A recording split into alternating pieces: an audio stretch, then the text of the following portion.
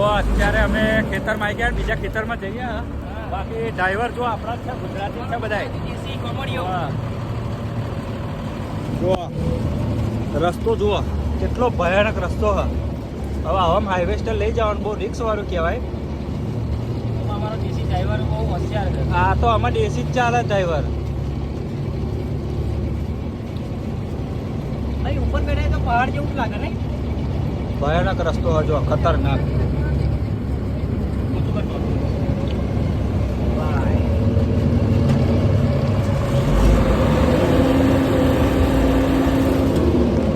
પહેલાં આપણા ખેતરની અંદર કાપણી કરી હાર્વેસ્ટરથી અને ત્યારબાદ થોડા ક્ષણો બાદ મતલબમાં એટલે કે આ ગંઠા બોધવા માટે બેલર પણ આપણા ખેતરમાં આવી ગયો. આ પાછળ બેલર મશીન જોઈ શકો છો.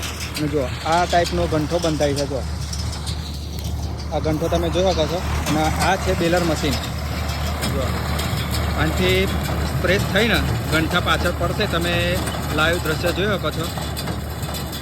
એ જો એ ગંઠો નીકળે. તો આ રીતે આપણા ખેતરની અંદર અત્યારે બેલર મશીન આવી ગયું છે અને ગંઠાનું કામકાજ પૂરું થવા આવ્યું છે. આ જો